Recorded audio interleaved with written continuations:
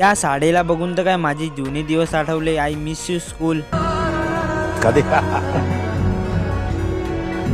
जय श्रीराम सर्वांना. माझे नाव नैन माची. तर आता काय आमच्या करण भाऊच्या लगीन आलंय ना, आता बस त्याची तयारी कशी चालू आहे ती बघून येऊया. आणि भाऊनो एवढा मोठा मंडप आहे ना. आणि मित्रांनो लग्न तर काय एकदाच करता येते, तर मग काय ते पण धूमधाम करायचं असतं. बात तो सही है.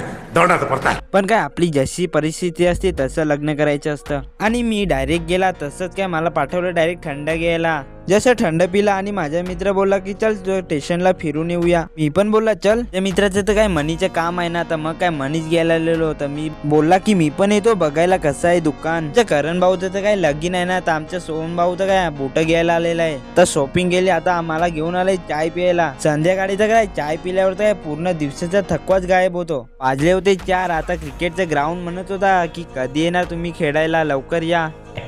अच्छा. या साडीला बघून काय माझी जुने दिवस आठवले. या मातीमध्येच आम्ही मोठे झाले खेळता पडता. फायनली ग्राउंड वरती पोहोचलो आणि एवढी पब्लिक बघितली ना, तर काय मनाला कंटाळाच आला. पूर्ण मूड हाफ झाला. अच्छा. असं तसं खेळत आलो परत घरी. ला तर भावानो भेटूया नवीन ब्लॉग मध्ये. तेवढ्यासाठी बाय बाय.